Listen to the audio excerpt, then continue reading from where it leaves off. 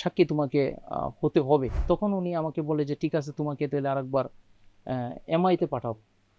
MI sir, এটা হচ্ছে military intelligence interrogation. Interrogation. তখন স্যার আমার মাথায় চক্কর দেয়, সত্যিকার অর্থে এমন চক্কর দেয় আমি চোখে অন্ধকার দেখি। রুমে চলে যাওয়ার 1 সপ্তাহ পরে স্যার আমাকে মাইকে ডাকা হয় এবং স্যার আমাকে প্রিজন ভ্যানে উঠিয়ে দেওয়া হয়েছে। ওরা কাউকে জিজ্ঞাসা করতো যে তুমি পিলখানায় কি অস্ত্র নিয়েছো, যদি বলতো যে স্যার নিয়েছি, তুই অস্ত্র নিয়েছো কেন, তখন তাকে মারধর করতো। আবার যদি বলতো যে আমি নেই নাই, তখন তাকে বলতো তুই নেস নাই কেন। মানে এরকম একটা পরিস্থিতি। আচ্ছা, মানে অস্ত্র নিলেও টর্চার করতো, না নিলেও টর্চার করতো। তুই নেস নাই কেন, এত অফিসার মারা যাচ্ছে, তুই অস্ত্র নেই, তাদেরকে বাঁচাস নাই কেন। ওই আইনটাতে সর্বোচ্চ সাজা 7 বছর স্যার। আপনাকে 5 বছর দেওয়া হয়েছে? জি স্যার, 5 বছর। জেলে ছিলেন 16 বছর? জি স্যার। তো বাকি 11 বছর কেন? মানে 5 বছর তো আপনার সাজা, বিদ্রোহের সাজা, এটা শেষ হয়ে গেল, তারপরে 11 বছর। আচ্ছা, এই যে তারা কমিউনিকেশন করছিল তাপসের সাথে, শেখ সালিমের সাথে, মির্জা আজমের সাথে, আমাকে কেন আটকায় রাখা হইলো 16 ইয়ার্স স্যার? আপনার অপরাধটা কি? আমার অপরটা আমাকে। যাদের সাজা শেষ হয়ে গেছে তাদের অতি দ্রুত জামিন মঞ্জুর করা উচিত। কিন্তু তার সাথে আমি এটাও বলতে চাই, যে সমস্ত সৈনিকেরা এই হত্যাকাণ্ডে জড়িত ছিলেন তাদের অবশ্যই সর্বোচ্চ সাজা হতে হবে। সুপ্রিয় দর্শক, আসসালামু আলাইকুম, রমজানুল মোবারক। আমরা বেশ বিরতির পর আজকে আবার বিডিআর হত্যাকাণ্ড নিয়ে কথা বলার জন্য উপস্থিত হয়েছি। এর আগে যে পর্বগুলো হয়েছে সেগুলোতে আপনারা দেখেছেন, সেই পর্বগুলোতে সেনা কর্মকর্তারা অংশ নিয়েছিলেন। মেজর জায়দি, যিনি উপস্থিত ছিলেন ম্যাসাকারের 2 দিন এবং যিনি আল্লাহর রহমতে জীবিত ফিরে আসতে পেরেছিলেন, তিনি তার অভিজ্ঞতা আমাদেরকে বর্ণনা করেছিলেন কয়েকটি এপিসোডের মাধ্যমে। আর আমরা আরেকটি এপিসোড করেছিলাম যেখানে মেজর জায়দির সঙ্গে ব্রিগেডিয়ার হাসান নাসির এসেছিলেন। ব্রিগেডিয়ার হাসান নাসির ওই সময় যে একটি তদন্ত কমিটি হয়েছিল, যার প্রধান ছিলেন আনিসুজ্জামান, সেই তদন্ত কমিটির তিনি একজন সদস্য ছিলেন এবং ওই তদন্ত কমিটি থেকে তিনি ডিসেন্টিং নোট দিয়ে তিনি ওই তদন্ত কমিটি থেকে বেরিয়ে এসেছিলেন। তো ব্রিগেডিয়ার নাসির এবং মেজর জায়দি, তারা দুজন এসেছিলেন একটি এপিসোডে এবং সেই এপিসোডে ব্রিগেডিয়ার নাসির জানিয়েছিলেন তিনি কতদূর জানতেন এই বিডিআর ম্যাসাকার সম্পর্কে, আর মেজর জায়দি তার সঙ্গে ছিলেন এই কারণে যাতে আমরা মুখোমুখি করতে পারি দুজনকে এবং দুজনের থেকেই আমরা সত্যটা জানতে পারি। আজকে সর্বপ্রথম আমাদের সঙ্গে যোগ দিচ্ছেন একজন সৈনিক। তিনি সেদিন বিডিআর সদর দফতরে উপস্থিত ছিলেন এবং তিনি দীর্ঘদিন জেল খেটেছেন, অতি সম্প্রতি মুক্তি পেয়ে এসেছেন এবং তিনি সাহস করে আমার দেশ পত্রিকার সাথে আজকে কথা বলতে এসেছেন। আমরা জানতে চাচ্ছি তাদের ন্যারেটিভটা কি ছিল। অর্থাৎ আমরা অফিসারদের ন্যারেটিভটা শুনেছি, সবারটা শোনা হয়নি, কয়েকজন অফিসারেরটা শুনেছি। আজকে আমরা প্রথম একজন সিপাহী, বিডিআর সিপাহীর ন্যারেটিভ শুনব। আজকে আমার পাশে যিনি আছেন তার নাম মোহাম্মদ ওমর ফারুক। তিনি রাইফেলস পুলিশে কর্মরত ছিলেন যেদিন বিডিআরে নারকীয় হত্যাকাণ্ড, বিডিআর ম্যাসাকার শুরু হয়। মোহাম্মদ ওমর ফারুক, আসসালামু আলাইকুম, আপনি কেমন আছেন? ওয়ালাইকুম আসসালাম স্যার, আলহামদুলিল্লাহ, আপনাদের দোয়ায় ভালো আছি স্যার। মুক্তি পেলেন কত বছর পরে? আমি স্যার দীর্ঘ 16 বছর পরে সাম্প্রতিক স্যার জানুয়ারি মাসের 22 তারিখ রাতের বেলায় কারাগার থেকে বের হয়েছি স্যার। আশা করছিলেন যে বেরোতে পারবেন? স্যার এক পর্যায়ে আমরা একেবারেই আশা ছেড়ে দিয়েছিলাম, কারণ আমরা দেখছিলাম যে কিছু কিছু ক্ষেত্রে আইনের শাসন থাকলেও আমাদের ক্ষেত্রে একেবারেই এটা ভিন্ন রকম ছিল। আমাদের ক্ষেত্রে কোনোভাবেই কোনো আইনের সুশাসন সেটা আমাদের ক্ষেত্রে প্রয়োগ করা হয় নাই, বরং আইনকে ব্যবহার করে আমাদেরকে জেলখানায় দীর্ঘদিন রাখার যে প্রক্রিয়া এটাই চলমান ছিল। ফলে আমরা একসময় হতাশাগ্রস্ত হয়ে এটাই ভেবেছিলাম যে হয়তো আমাদের লাশগুলাই কারাগার থেকে বের হবে। কিন্তু 5ই আগস্টের পরে যখন আমরা জানতে পারলাম যে দেশে একটা অভ্যুত্থান হয়েছে এবং তখনকার সময় যে সরকার উনি দেশ ছেড়ে পালিয়ে গিয়েছেন, তখন আমরা আবার নতুন করে আশার সঞ্চার করেছি। এবং আমি তখন জেলখানায় ছিলাম, আমার মনে আছে অনেকেই নামাজ পড়ছিল, শুকরিয়া আদায় করছিল। পাশাপাশি কাশিমপুর 2 কারাগারের জেলা সাহেব উনি দৌড়ে আসেন, এসে আমাদের বিল্ডিংয়ে উঠেন এবং সবাইকে সান্ত্বনা দেন এবং বলেন যে আপনাদের জন্য ইনশাল্লাহ ভালো কিছু অপেক্ষা করতেছে, নিশ্চয়ই আপনারা এখন আইনের শাসন পাবেন, আপনারা বের হয়ে যাবেন, আপনারা ধৈর্য ধারণ করেন এবং আল্লাহ সুবহানাহু ওয়া তাআলার কাছে কামনা করেন যেন আপনাদের এই বের হয়ে যাওয়ার প্রক্রিয়াটা আল্লাহ সহজ করে দেন। আপনারা কি জুলাই বিপ্লবের মহান শহীদদের প্রতি কৃতজ্ঞ? আমরা স্যার জুলাই বিপ্লবের যে মহান শহীদ আছে আবু সাঈদ মুগ্ধ সহ যারা জীবন হারিয়েছেন, যারা 22,000 ছাত্র জনতা যারা যাদের অঙ্গহানি হয়েছে স্যার, আহত হয়েছেন, যারা আহত অবস্থায়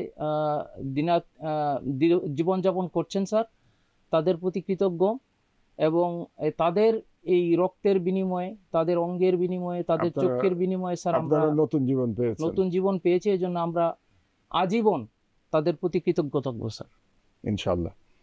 আমি এখন ফিরে যাব 2009 সালে। 2009 সালের 25শে ফেব্রুয়ারি, ওই দিন আপনি কোথায় ডিউটি ছিল আপনার? স্যার 25শে ফেব্রুয়ারি 2009 সালে স্যার আমাদের রাইফেলস পুলিশের স্যার যে শিফট অনুযায়ী ডিউটি হয় স্যার, সকাল 6টা থেকে 12টা এবং 12টা থেকে সন্ধ্যা 6টা স্যার। আমি সকাল 6টা থেকে 12টায় আমাদের আরপি কন্ট্রোল রুম, যেটা স্যার রাইফেলস পুলিশের কন্ট্রোল রুম, যেখান থেকে প্রত্যেকটা জায়গায় যারা ডিউটি যায় তাদের খোঁজখবর এবং ওখান থেকে কোনো রিপোর্ট যেগুলো গ্রহণ করা হয়, সেই আরপি কন্ট্রোলে স্যার পাশে একটা চৌরাস্তা আছে স্যার, চৌরাস্তায় স্যার ট্রাফিকের দায়িত্বে স্যার আমার ডিউটি ছিল ওই দিন। আপনার তখন কত বছর চাকরি হয়েছিল? আমার তখন চাকরি স্যার প্রায় 12 বছর স্যার। আচ্ছা, 12 বছর চাকরি। জি স্যার। বয়স কত ছিল তখন আপনার মনে আছে? আমার স্যার 28 বছর অথবা 29 বছর হবে স্যার ওই সময়টাতে। আচ্ছা, জি স্যার। আপনার দেশের বাড়ি তো নেত্রকোনা, না? জি স্যার, আমার দেশের বাড়ি নেত্রকোনা, মোহনগঞ্জ উপজেলায় স্যার। আচ্ছা, কে কে আছেন আপনার দেশের বাড়িতে? আমার দেশের বাড়িতে আমার মা আছেন, আচ্ছা, আমার ছোট 3 ভাই আছেন, আর আমার আব্বা আমি 2008 সালে আমি পিলখানায় এনে ওনাকে চিকিৎসা করিয়েছি এবং ওনাকে নিয়ে আমি ছুটিতে গিয়েছিলাম। ছুটিতে থাকা অবস্থায় আমার আব্বা ইন্তেকাল করেন। তার মানে বিডিআর বিদ্রোহের আগেই উনি ইন্তেকাল করেছিলেন? জি স্যার। আর আপনি কি বিবাহিত ছিলেন ওই সময়? জি স্যার, আমি বিবাহিত ছিলাম এবং পিলখানার অভ্যন্তরে যে সরকারি সৈনিকদের জন্য যে কোয়ার্টার বরাদ্দ আছে, সেই কোয়ার্টারে পারমিশন সহ আমার স্ত্রী এবং আমার এক কন্যা এবং এক পুত্র সন্তান সহ স্যার বুড়িগঙ্গা বিল্ডিংয়ের 4র্থ তলায় আমার কোয়ার্টার বরাদ্দ ছিল, ওখানেই বসবাস করতাম স্যার। তার মানে আপনি বিডিআরের ভেতরেই ছিলেন ওই যেদিন এই ঘটনা ঘটে সেই দিন? তো একটু বলবেন কি ওই দিন সকালে কখন আপনারা জানতে পারলেন যে বিদ্রোহ শুরু হয়েছে? স্যার আমি যথারীতি সকাল 6টায় আমার ডিউটি পোস্টে আসি। ওখানে ব্রিফিং শেষে আমাদের যে দায়িত্ব, প্রত্যেক দিনই আরপিদের ডিউটিতে যাওয়ার পূর্বে 15 মিনিট ব্রিফিং হয়। ব্রিফিং অনুযায়ী যার যার দায়িত্ব কিভাবে পালন করবে, নতুন কোনো আদেশ নিষেধ আছে কিনা, এই সমস্ত বিষয়ে ইনফরমেশন দেওয়া হয়। এবং স্যার ইনফরমেশন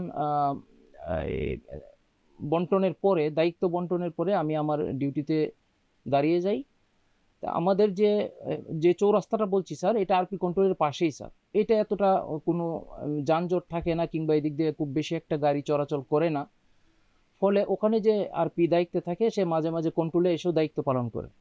সেই ক্ষেত্রে আমি কন্ট্রোলেও মাঝে মাঝে আসছি, টেলিফোন রিসিভ করছি। তো সেই ক্ষেত্রে স্যার দেখা গেছে স্যার ওই আমি সকাল 6টা থেকে ওখানে দাঁড়িয়েছি স্যার। আনুমানিক 9টার দিকে স্যার প্রাথমিকভাবে স্যার একটা গন্ডগোলের আভাস আমরা পেয়েছি স্যার। এবং সাথে সাথে এটা স্যার আমার ওখানে যে সিনিয়র ছিলেন হাবিলদার সুলাইমান, উনিও কারাগারে ছিলেন স্যার, উনিও আমার সাথে একই সাথে বের হয়েছেন, উনিও মামলা থেকে খালাস পেয়েছেন। ওনাকে বিভিন্ন এলাকা থেকে জানানো হয় যে এই সমস্ত জায়গায় গন্ডগোল হচ্ছে। 5 নম্বর গেট থেকে ফোন করা হয় যে এখানে গেটগুলো দখল করা হয়েছে, গেরুয়া রঙের কাপড় দিয়ে মুখ বাঁধা। এখন আমাদের আদেশ কি? আমরা সাথে সাথে হাবিলদার সুলাইমান ওস্তাদ উনি এজি স্যারকে জানান, যিনি রাইফেলস পুলিশের প্রধান হিসাবে কর্মরত ছিলেন। উনি তো সেনাবাহিনীর লোক নাকি? জি, উনি লেফটেন্যান্ট কর্নেল মঞ্জুর এলাহি চৌধুরী। তাকে জানিয়েছিলেন ওনাকে জানিয়েছেন আপনারা? এবং উনি ফোন রিসিভ করেছেন, সরি, ওয়াকি টকিতে উনি কথা বলেছেন, 2বার কথা বলেছেন। পরবর্তীতে ওনার কথা আর আমরা যোগাযোগ করতে পারিনি স্যার। উনি কি জীবিত ছিলেন না ওনাকে হত্যা করা হয়েছিল? না, উনি 25 এবং 26শে ফেব্রুয়ারি হত্যাকাণ্ডে শহীদ হয়েছেন স্যার। শহীদ হয়েছেন উনি। আচ্ছা, তো আপনারা তাহলে 9টা 9:30টার মধ্যে শুনতে পারলেন যে গেরুয়া রঙের কাপড় মুখে দিয়ে লোকজন বিদ্রোহ করছে। এই গেরুয়া রঙের কাপড় কোথা থেকে আসলো, আপনাদের কোনো ধারণা আছে? স্যার, আমরা যতটুকু জানতে পেরেছি, এটা আমাদের ওইরকম কোনো ইনফরমেশন আমাদের কাছে ছিল না। তবে আমাদের ওখানে স্যার, যেহেতু পিলখানা সাজানো হয়েছিল স্যার বিভিন্ন পতাকা দিয়ে, ধারণা করা হয় যে হয়তো ওখান থেকে পতাকা সংগ্রহ করতে পারে। পতাকা বিভিন্ন রঙের হয়ে থাকে স্যার, তার এখান মধ্যে থেকে হতে পারে। গেরুয়া রঙের পতাকাও ছিল? জি স্যার, ছিল স্যার। গেরুয়া ছিল। পতাকা সব রঙের পতাকাই থাকে স্যার। তার মধ্যে গেরুয়াও ছিল? হয়তো বা ছিল স্যার, আমি এক্স্যাক্টলি কালারটা বলতে পারবো না, কিন্তু মানে এরকম কিছু ন্যারেটিভ পরবর্তীতে আসছে যে ওইখান থেকে পতাকাগুলো হয়তো সংগ্রহ করতে পারে, কিন্তু এক্স্যাক্টলি কোথায় থেকে হয়েছে স্যার এই আচ্ছা, ইনফরমেশনটা আমাদের তারপর কাছে ছিল না। আপনারা যখন কখন লাস্ট আপনার এজির সাথে কথা বলতে পারলেন? এটা স্যার, আনুমানিক সময়টা আমার একবারে পরিষ্কারভাবে মনে নেই, তবে আমি ওখানে বসা ছিলাম। ওখানে একজন সিকিউরিটি ইউনিটের একজন দায়িত্বপ্রাপ্ত ছিলেন, উনি সম্ভবত নায়েক আলমগীর, আমার যতটুকু মনে আছে। উনি ওনার ইউনিটে বিষয়গুলো জানাচ্ছিলেন। আমরা প্রথম 2বার ওনার সাথে কথা বলেছি। এরপরে যখন ওনাকে ফার্দার ইনফরমেশনের জন্য যখন ওনাকে ওয়াকিটকিতে ডাকা হয়েছে, অপর প্রান্ত থেকে কোনো রিপ্লাই আসে নাই স্যার। তখন কি গোলাগুলি শুরু হয়ে গেছে? জি স্যার, আপনারা আওয়াজ পাচ্ছিলেন? আমরা আওয়াজ ওখানে থেকে? পাচ্ছিলাম স্যার। কিন্তু আপনারা আপনাদের পোস্ট ছাড়েন নাই? না, আমরা পোস্ট ছাড়ি নাই, কারণ স্যার প্রথম দিকে আমরা বুঝতে পারি নাই যে আসলে কি হচ্ছে। প্রথম দিকে স্যার যখন গোলাগুলি হচ্ছে, আমরা প্রাথমিকভাবে মানে আমরা পিলখানার ভিতরে গোলাগুলি হওয়ার কথা না, আবার সৈনিকরা দৌড়াদৌড়ি করে কিংবা পাগলা ঘন্টি বাজায় শুধু একটা কারণে, যখন ফায়ার ফায়ার অ্যালার্মের জন্য ঘন্টি বাজায়, একটা পূর্ব প্রিপারেশন নিয়ে এক জায়গায় আগুন ধরিয়ে দেওয়া হয়। এটা কিভাবে নিবানো হবে, ওখান থেকে কিভাবে মালগুলা উদ্ধার করা হবে, এই বিষয়ে এগুলো ড্রিল একটা ড্রিল হয় স্যার, মহড়া হয়। মহড়া করা হয়। সৈনিকদের ভাষায় মহড়া বলে স্যার, এই মহড়া হয়। আমরা প্রাথমিকভাবে ভাবছি যে কোনো ইউনিটে হয়তো মহড়া হচ্ছে, কিন্তু পরবর্তীতে যখন গুলির আওয়াজ শুনতে পাচ্ছি, তখন বুঝতে পারছি যে না, হয়তো অন্য কিছু হচ্ছে। আচ্ছা, ওই দিন তো দরবার ছিল, দরবারে আপনাদের ডাকা হয় নাই, আপনারা দরবারে ছিলেন না? না, আমাদের যাদের স্যার সকালে ডিউটি থাকে স্যার, তারা তো ডিউটি পোস্টে থাকতেই হবে। আচ্ছা, তাদের দরবারে যাওয়ার কোনো সুযোগ নাই? নাই স্যার। আচ্ছা, তারপরে আপনি কতক্ষণ ছিলেন আপনার এই পোস্টে? আমার ওখানে স্যার 12টা পর্যন্ত আমার দায়িত্ব ছিল স্যার। আমি 12টা পর্যন্ত আমার পোস্টে ছিলাম, এবং 12টার চেয়েও বেশি কিছুক্ষণ ছিলাম, কারণ আমি যে বাসায় যাব না কোথায় যাব, আমি এই জিনিসটা আমি তখন মানে বুঝতে পারি নাই। আমার বাসায় যে আপনার স্ত্রী এবং বাচ্চারা আছে, তাদের জন্য আপনার দুশ্চিন্তা হচ্ছে? তাদের জন্য আমার অনেক দুশ্চিন্তা হচ্ছে। আমি আমার যে সিনিয়র আছেন ওনাকে আমি হয়তো 12:30টার দিকে আমি ওনাকে বললাম যে উস্তাদ, আমি তো ডিউটি শেষ, এখন আমি তো আমার পরিবারের জন্য আমি খুব চিন্তিত হয়ে গেছি, আপনি যদি অনুমতি দেন তাহলে আমি বাসায় যেতে চাই। তখন আপনার যিনি রিলিভার তিনি আসেন নাই 12:30 পর্যন্ত? আপনার তো রিলিভার আসার কথা, তাই না? জি স্যার। 12টার সময় আপনি যাবেন, তার আগে আপনার আরেকজন সৈনিক তো আসবে আপনার কাছ থেকে দায়িত্ব নেওয়ার জন্য, কিন্তু ওই দিন কেউ আসে নাই। আসে নাই স্যার। তো আপনি 12:30টায় কি অনুমতি পেলেন বাসায় যাওয়ার জি জন্য? স্যার, উনি আমাকে বললেন যে ঠিক আছে, তুমি বাসায় যাও, তোমার ছেলে মেয়ের কাছে যাও, যদি কোনো সমস্যা হয় কিংবা কোনো কিছু হয় আমাকে অন্তত জানাও। তারপর কি করলেন তারপর আপনি? স্যার আমি বাসায় গেলাম। তা আমার বাসা 4র্থ তলা, বিল্ডিং গুলো স্যার 4র্থ তলা। আচ্ছা, তো 4র্থ তলায় আমার পাশের যে ফ্ল্যাট স্যার, ওখানে 3 তলার যে আমরা ভাবি বলি আর কি, একজন সৈনিক অন্য একজন সৈনিকের স্ত্রীকে ভাবি বলি, জি, ওনার হাজবেন্ড একটা কোর্সে আরটিসি এন্ডএসে ছিলেন চট্টগ্রাম বাইতুল ইজ্জতে। যেহেতু উনি একা ছিলেন, উনি ওনার বাসার দরজা তালা দিয়ে আমাদের বাসায় আমার ওয়াইফের কাছে আসেন। যেহেতু বাইরে গোলাগুলি হচ্ছে এবং গন্ডগোল হচ্ছে, উনি ভরসার জন্য আমার ওয়াইফের কাছে আসেন, এবং আমি গিয়ে দেখতে পাই যে আমার মেয়ে এবং ওই ভাবিরা আপনার স্যার খাটের নিচে স্যার, আচ্ছা, খাটের নিচে অবস্থান করতেছে, যে মানে গোলাগুলি থেকে বাঁচার জন্য। জি স্যার। তো তারপরে আপনার বাচ্চা কত বড় তখন? আপনার মেয়ে কত বড়, ছেলে তখন কত স্যার বড়? আমার কন্যা সন্তান 3.5 বছর, আচ্ছা, এবং আমার ছেলেটার স্যার আম, কিছুদিন আগেই স্যার আমার ছেলেটা আচ্ছা, হয়েছিল একেবারেই স্যার, ছোট, তো একেবারেই ছোট। 5-6 মাস এরকম হতে পারে স্যার। তারপরে কি করলেন আপনারা? তারপরে স্যার আমি বাসায় বসে থাকলাম স্যার, এবং আমার স্ত্রী আমাকে জড়ায় ধরছিল যে আমি যেন বাসা থেকে কোথাও অন্তত না যাই, বাইরে যেহেতু গন্ডগোল হচ্ছিল। তে আমি তাদেরকে বলছি যে ঠিক আছে আমি বাসায় থাকবো। তখন স্যার আমি বাসায় থাকি, এবং এক পর্যায়ে যখন স্যার চতুর্দিকে মাইকিং করা হচ্ছিল, হুম। মাইকিং করা হচ্ছিল যে কি বলা হচ্ছিল মাইকিং মাইকিং? এ এটা বলা হচ্ছিল যে পিলখানার চতুর্পাশে ইতিমধ্যেই র্যাব, পুলিশ এবং সেনাবাহিনী ঘেরাও করেছে। তারা যে কোনো মুহূর্তে পিলখানার অভ্যন্তরে প্রবেশ করবে। এখনো পর্যন্ত আপনারা যারা খালি হাতে আছেন, যারা অস্ত্র নেন নাই, আপনারা নিজেদের জীবন বাঁচানোর জন্য হইলে অস্ত্র নেন। তার মানে তো আপনাদেরকে বিদ্রোহ করতে বলা হচ্ছে, তাই না? আপনার তো অস্ত্র নেওয়ার কথা না। জি স্যার। তো তখন সুতরাং যারা মাইকে বলছে তারা অ্যাকচুয়ালি আপনাদেরকে অস্ত্র নিয়ে পুলিশ, র্যাব আর সেনাবাহিনীর বিরুদ্ধে লড়াই করতে বলছে, তাই তো? এটার মানে তো তাই দাঁড়ায়। জি স্যার। তো আপনি আচ্ছা, আরেকটা একটি প্রশ্ন করি আপনাকে, তারপরে এই এই বিষয়ে আমরা আসবো। সেটা হলো যে 12:30টায় যখন আপনি আপনার বাড়িতে আসলেন, তার আগে কি আপনি জানতে পেরেছিলেন যে দরবার হলে হত্যাকাণ্ড চালানো হচ্ছে এবং জেনারেল শাকিল নিহত হয়েছেন, জি শহীদ জি হয়েছেন? না স্যার, এটা আমি জানতে পারি নাই স্যার। জানতে পারেন নাই? জি না স্যার। আচ্ছা, ঠিক আছে। তো তাহলে আপনি যখন এই মাইকিং করলো, তারপরে মাইকিং করার পরে আপনারা কি করলেন? তখন তো আপনি বুঝতে পারলেন, আপনি একজন 12 বছর আপনার এক্সপিরিয়েন্স, জি যে স্যার। যারা মাইকিং করছে স্যার। তারা অ্যাকচুয়ালি বিদ্রোহ করেছে। স্যার। তো তখন আপনি কি আশ্চর্য হলেন না কি করলেন? আপনার মানসিক অবস্থা তখন কি না, হলো? আমি খুবই ভীত হয়ে গেলাম স্যার। আমি ভীত হয়ে গেলাম একটা কারণেই স্যার, যে আমার জীবনের এটা শুরুই বলা যায় স্যার। আমার তখন 12 বছর চাকরি, আমার একটা ছেলে একটা মেয়ে। এবং এবং বিডিআর এর ভেতরেই আপনার পরিবার সহ, এমন পরিবার না সহ। যে আপনি একা। জি স্যার। কাজেই একা। পরিবার নিয়েও আমি দুশ্চিন্তা আমি ছিল। পরিবার নিয়ে এতটুকু দুশ্চিন্তায় পড়েছি স্যার, যে আমি চিন্তা করছি যে যদি সত্যিকার অর্থেই সেনাবাহিনী, র্যাব কিংবা পুলিশ ওনারা পিলখানার অভ্যন্তরে এই এই হত্যাকাণ্ড বলেন কিংবা এই গন্ডগোল থামানোর জন্য ওনারা যদি প্রবেশ করেন, ওনারা তো আর বাহির থেকে জানেন না ভিতরে কারা গন্ডগোল করছে এবং কে করছে। ওনারা যখন প্রবেশ করবেন তখন তো সবাইকেই এটা মানে ফেস করতে হবে, আসামি মনে করবেন। মনে করবে। তখন আমি তো প্রুফ করতে পারবো না যে আমি কোথাও যাইনি, আমি ডিউটিতে ছিলাম, ডিউটি থেকে সরাসরি আমি বাসায় চলে আসছি। এই বিষয়টা নিয়ে খুব চিন্তা হচ্ছিল, এবং আমি আল্লাহর কাছে দোয়া করছিলাম যে অন্তত আমার স্ত্রী সন্তানকে জানি আমি বাঁচাইতে পারি। এবং আল্লাহর কাছে আমি বারবার প্রার্থনা করছিলাম যে আল্লাহ তুমি আমাকে একটা ওয়ে বের করে দাও। জি। তখন স্যার আমি এই একবার নিচে নেমে আসি, আমার বিল্ডিং এর নিচে সিঁড়ির কাছে। তখন দেখতে পারি স্যার অন্যান্য ভাবিদেরকে অন্যান্য যারা হাজবেন্ড আছে তারা মানে নিরাপদে বের করে দেওয়ার একটা প্রচেষ্টা করতেছে। মানে সিপাহীদের মধ্যে যারা আপনাদের জি স্যার। বিডিআর সিপাহী যারা ছিলেন তারা? জি স্যার।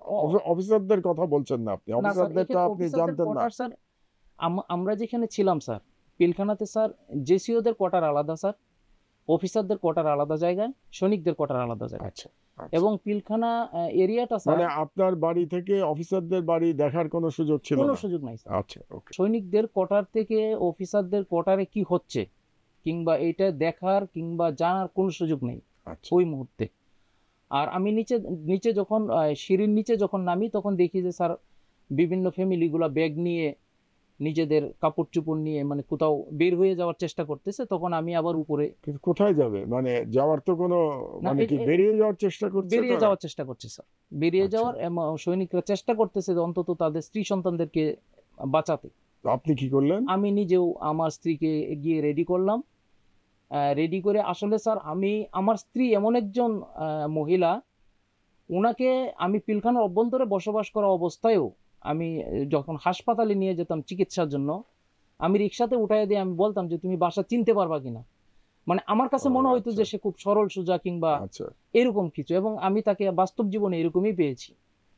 তো এইরকম একজন মহিলাকে যে আমি কার হাতে তুলে দিব, আমি যে তাকে, আমি তখন দেখতে পারলাম যে ওয়ালের উপর দিয়ে ওই পারে নামিয়ে দেওয়া হচ্ছে, এবং এই গ্রামবাসী কিংবা ঢাকার শহরে ওয়ালের আশেপাশে যারা আছে তারা হয়তো সাহায্য করতেছে যাতে এই ফ্যামিলিগুলো ও, নামাই দেওয়া তার যায়। মানে আপনি বলতে চাচ্ছেন 25 তারিখেই, মানে পরিবার নিয়ে পালিয়ে যাওয়া শুরু হয়ে গেছিল 25 তারিখেই? জি স্যার, অনেকে যে যেভাবে পেরেছে স্যার। মানে সৈনিকরাও পালিয়ে গেছে 25 তারিখেও? সৈনিকরাও অনেকেই স্যার চলে যাওয়ার চেষ্টা করেছে স্যার। আচ্ছা, ওকে, আপনি কি করলেন? আমি স্যার যেহেতু কোনো আদেশ পাইনি স্যার, আমার বিষয়টা তো আমি সিদ্ধান্ত নিতে পারি না স্যার। আবার আমি যে পালিয়ে যাব স্যার, আমারও ভয় আছে যে পালাইতেও দিচ্ছে না স্যার। আমি যে পালিয়ে যাব, মানে যারা মাইকিং করতেছে। যারা ছিল বাইরে, যারা বিদ্রোহ করছে কিংবা বহিরাগত যারাই থাকুক, তারা স্যার, পালাতেও দিচ্ছিল না? না স্যার, সবাই শুধু মাইকিং করছিল, কেউ পিলখানা যাতে ত্যাগ না করে স্যার। আচ্ছা, পিলখানা যেন ত্যাগ না করে, সবাই যাতে স্যার প্রতিরোধ গড়ে তোলে স্যার। কিন্তু স্যার এই মুহূর্তে মানে ফায়ারের বিষয়টা এরকম একটা স্যার, কে কি করবে এটা তো কেউ জানে না স্যার। আমি ওয়ালের উপরে উঠলাম, আমি জাপ দিব কিংবা আমি মানে ওই পাশে আপনার নেমে কাছে যাব। তো কোনো অস্ত্র ছিল না তখন? জি না স্যার, আমার অস্ত্র কাছে তো থাকার কথা না না স্যার। আপনাদের কাছে? না বাড়িতে তো অস্ত্র থাকে না? না স্যার, আর এমনিও স্যার রাইফেলস পুলিশ যারা স্যার, তাদের কোনো অস্ত্র বরাদ্দই থাকে না স্যার। বরাদ্দ আচ্ছা। থাকে কখন? শুধু যখন ফায়ারে যাওয়া হয় স্যার, বছরে হয়তো 2 বার 3 বার ফায়ারে যাওয়া হয়, তার তখন মানে অস্ত্র নিয়ে যাওয়া হয় মহড়ার স্যার। সময় অস্ত্র শুধু স্যার থাকে? আমাদের কোনো অস্ত্রের কোনো তখন আচ্ছা, কোনো কাজ তারপরে নেই আপনি স্যার। কি করলেন? তখন স্যার আমি আমার স্ত্রীকে নিয়ে স্যার আমার বাসার কাছেই স্যার কসাইখানা একটা জায়গা আছে, ওখানে গরু জবাই করা হয়, কসাইখানার পাশ দিয়ে স্যার আমি আমার স্ত্রীকে ওয়ালের উপর দিয়ে ওই পারে নামিয়ে দিই। কিন্তু আমি জানি না সে কোথায় যাবে, আমি এতটুকু টেনশনে ছিলাম। ওয়াইফকে নামিয়ে দিলেন এবং বাচ্চাদের সহ? জি দুই স্যার। বাচ্চা সহ? তো জি স্যার। দুই বাচ্চা কি করে নিলেন উনি? একটা মেয়েটা তো হাঁটতে পারে স্যার, 3.5 বছর বয়স স্যার। আর বাচ্চাটাকে কুলে নিলেন স্যার, কুলে নিয়ে আচ্ছা, একটা বাচ্চা হাতে ধরিয়ে সে কিভাবে কিভাবে স্যার আমি পিলখানার অভ্যন্তরে কোথায় গেলেন উনি ওখান থেকে? পিলখানার অভ্যন্তরে থাকার পূর্বে স্যার আমি 1 বছরের মতো বাইরে একজনের বাসায় ভাড়া থাকতাম স্যার। এটা স্যার হাজারীবাগ। তো উনি কি ওখান থেকে হাজারীবাগ গেলেন? উনি ওই বাসা কিভাবে কিভাবে খুঁজে বের করলেন? আচ্ছা, আশ্চর্য ব্যাপার। আমি খুবই আশ্চর্য হয়েছি, এবং এখনো আমি আশ্চর্য হয়েছি যে মানে সে। উনি একাই গেলেন, আপনি থেকে গেলেন? জি স্যার। তা আপনি কি করলেন উনি চলে যাওয়ার পরে? আমি তারপরে বাসায় চলে আসলাম স্যার। ওনার সঙ্গে মোবাইল ফোন তো ছিল, উনি কি সাথে না, ফোন নিয়ে ওনার কাছে গেছিলেন? ফোন ছিল না স্যার। তাহলে তো আপনার জানার উপায় ছিল না যে কোনো উপায় আপনার ছিল না। স্ত্রী কি নিরাপদে আছে কিনা, জানার কোনো জানার কোনো সুযোগ উপায় ছিল না? না স্যার। আচ্ছা, তারপরে আপনি কি করলেন? আপনি বাসায় ফিরে আসলেন? আমি বাসায় ফিরে আসলাম, এবং আমার আব্বার একজন খালা ছিল স্যার, উনি আহ, কেন্দ্রীয় পশু হাসপাতালে জব করতেন। ওনাকে আমি ফোন করে জানাইলাম যে আমার ওয়াইফকে আমি বের করে দিছি, কিন্তু সে এখন কোথায় আছে আমি জানি না, আপনারা একটু খোঁজ খবর নেন। আচ্ছা, তখন আমার ওয়াইফ ওই ওই যেই বাসাতে আমরা ভাড়া ছিলাম ওই বাসা থেকে উঠে, এবং মালিকে অনেক আহ, সান্ত্বনা দেয়। বাসার যে মালিক, যেহেতু আমরা আগে ভাড়া ছিলাম, সান্ত্বনা দেয় এবং তাদেরকে আম, প্রাথমিকভাবে সাপোর্ট দেয়, এবং আমার খালার অ্যাড্রেস বললে আমার খালাকে খবর দেয়। তারপর আমার আব্বার খালা উনি এসে তারপর আমার স্ত্রী সন্তানকে পরের দিন। নিরাপদে চলে যেতে পারলেন। আপনার কি হলো আমি স্যার ওখানে থেকে গেলাম। তারপর? আমি ওখানে থেকে গেলাম, আমি আবার ওখান থেকে বাসায় চলে গেলাম স্যার। বাসায় চলে যাওয়ার পরে স্যার আমি সারা রাত্র বাসায়। আপনার ডিউটি ছিল, দিনের ডিউটি কয়বার থাকে? আপনাদের রাইফেলসের নিয়ম কি ছিল?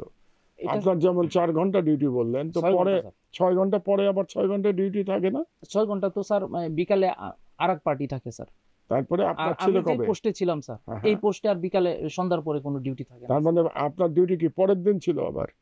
জি স্যার। মানে আপনার ডিউটি কি হতো? নর্মাল যদি হতো স্যার তাহলে আপনার ডিউটি কখন হতো? পরের দিন বিকালে হতো স্যার। পরের দিন বিকেলে হতো? স্যার বিকালে আচ্ছা। 12টা থেকে হতো স্যার। আচ্ছা, তো আপনি 12টা পর্যন্ত কিভাবে সময় কাটালেন?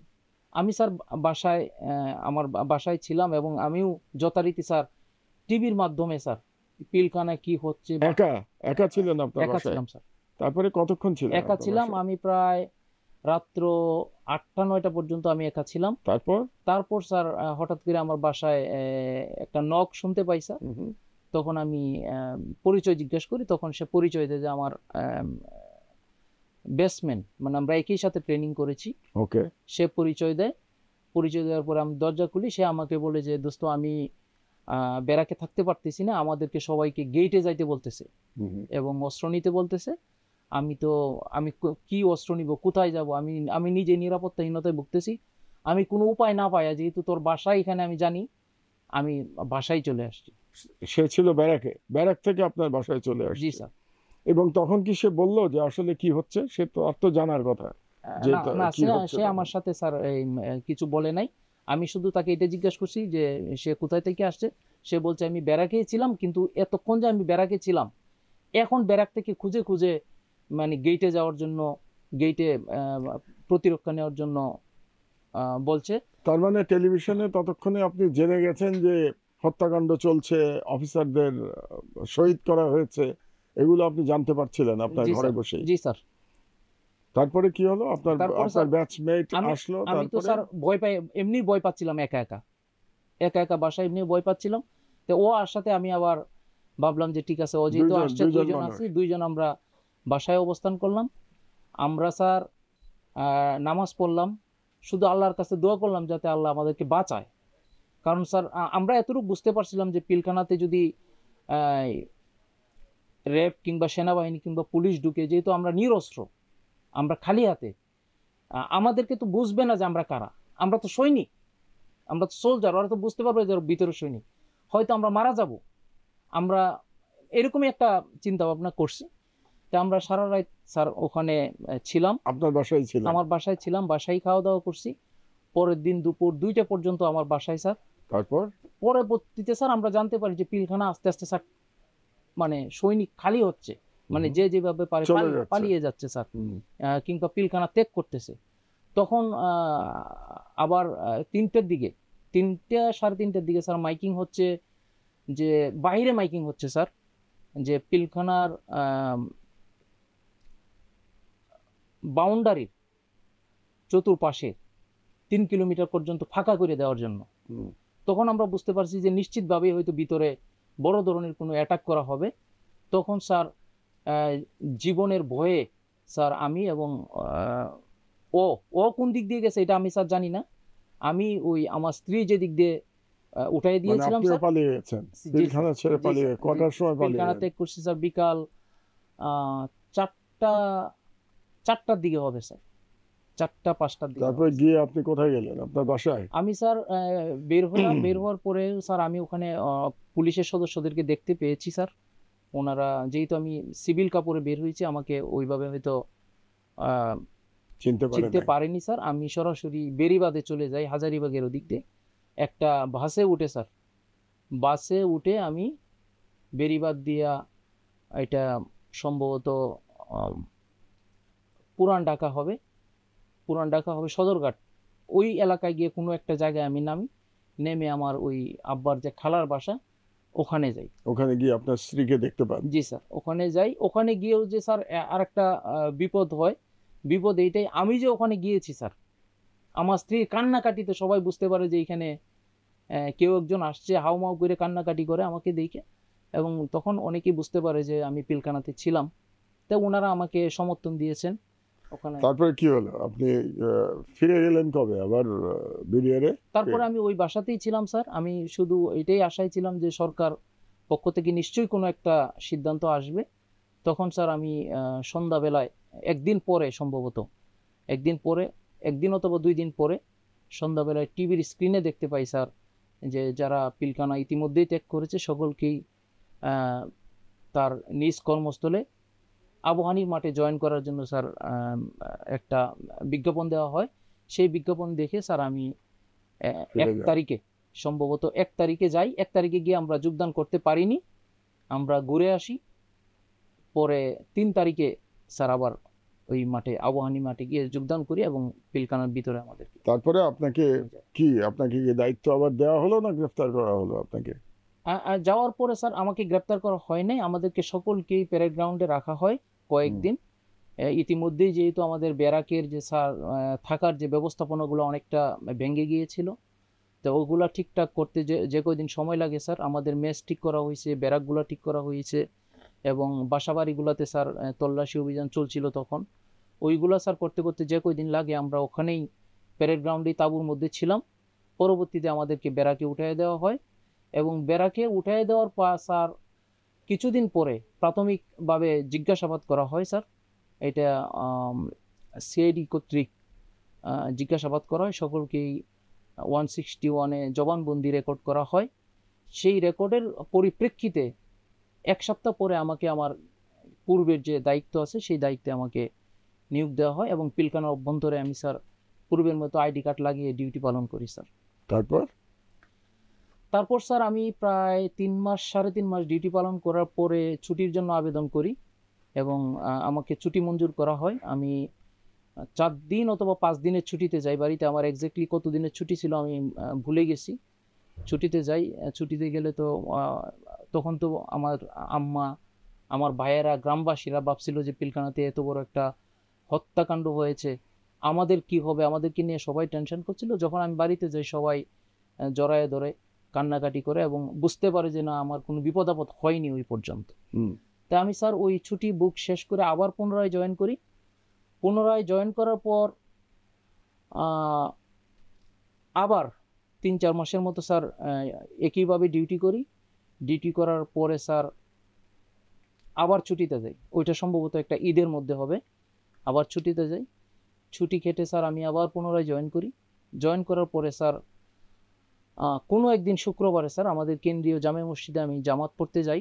ওই জামাতে স্যার আমার আগে আমি যেই ব্যাটালিয়ন ছিলাম ওই ব্যাটালিয়নের একজন কর্মকর্তা, উনি 2IC ছিলেন, উনি অনেক ভালো মানুষ ছিলেন এবং আমার সাথে ভালো সম্পর্ক ছিল। স্যার খেলাধুলা করতেন, আমিও খেলাধুলা করতাম, এই হিসাবে স্যার আমাকে পছন্দ করতেন এবং আমি কিছুদিন স্যারের রানার হিসেবে ছিলাম স্যার। তো ওনার সাথে যখন আমার দেখা হয় আমি ওনাকে সালাম দেই এবং আমার পরিচয় দিই। উনি আমাকে চিনতে পারেন, উনি আমাকে ওনার অফিসে যাওয়ার জন্য ইনভাইট করেন।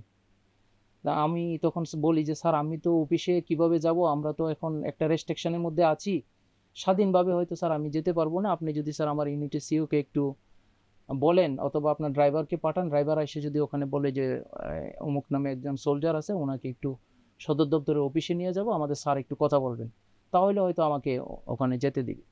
তারপরে স্যার উনি একদিন ওনার ড্রাইভারকে পাঠালেন, আমি স্যারের অফিসে গেলাম। স্যারের অফিসে যাওয়ার পরে স্যার আমার নাম এবং নাম্বার দিয়ে ওনার ল্যাপটপ কম্পিউটারে সার্চ দিলেন এবং আমাদের যে ইতিমধ্যেই যে জিজ্ঞাসাবাদ হয়েছে এটার একটা ডাটাবেস তৈরি হয়েছিল।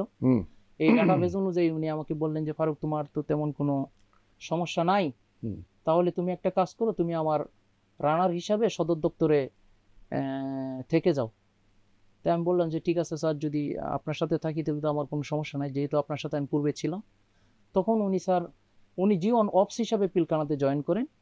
উনি তখন একটা চিঠি তার মানে উনি আসছেন বিডিআর ম্যাসাকারের পরে? জি স্যার, নতুন ভাবে এসেছেন। জি স্যার। আচ্ছা। তারপর উনি একটা চিঠি পাঠান আমার ইউনিটে। তা আমি স্যার খুবই আশাবাদী হয়েছিলাম। ওনার নাম কি ছিল? ওনার নাম ছিল স্যার, তখন উনি লেফটেন্যান্ট কর্নেল হয়েছিলেন, লেফটেন্যান্ট কর্নেল নাসিমুল হক। নাসিমুল হক, আচ্ছা জি বলেন। তখন আমি স্যারের কথার উপরে ভিত্তি করে আমি গিয়ে আমার ইউনিফর্ম, আমার নতুন একজোড়া বুট, বেল্ট, টুপি সব কিছু রেডি করি যে কোনো মুহূর্তে আমাকে হয়তো ইন্টারভিউর জন্য ডাকা হবে। এবং যথারীতি স্যার আমাকে ইন্টারভিউর জন্য ডাকা হলো। আমাদের ইউনিটের যে সিও স্যার ছিলেন উনি আমার সাথে কথা বললেন। উনি আমাকে বললেন যে ফারুক তোমার যেহেতু ছেলে মেয়ে আছে, তুমি পিলখানাতে থাকো, চাকরি করো, তোমার জন্য সদর দপ্তর থেকে একটা চিঠি আসছে, তুমি জিওন অফিসের রানার হিসাবে ওখানে জয়েন করতে পারবে এবং ওখানে চাকরি করলে তোমার জন্য ভালোই হবে। তো তুমি পিলখানা সম্পর্কে আমাদেরকে কিছু তথ্য দাও, সাক্ষী হও তুমি, যেহেতু আমরা মামলাটা প্রুভ করতে পারতেছি না কিংবা আমাদের সাক্ষী দরকার। তখন আমি কে বললেন? নাসিমুল হক সাহেব বললেন? না, উনি বলেন নাই, আরেকজন বলেন। আরেকজন, উনি আমাদের ইউনিটের সিও, উনি বললেন, ওনার নামটা আমি ভুলে গেছি স্যার। আচ্ছা। তে আমি পরে ওনাকে বললাম যে স্যার আমি তো ইতিমধ্যেই আমি যা জানি আমার জবানবন্দি দিয়েছি স্যার। আপনার ইউনিটের নাম কি ছিল? সদর রাইফেল ব্যাটালিয়ন। সদর রাইফেল ব্যাটালিয়ন, হ্যাঁ বলেন।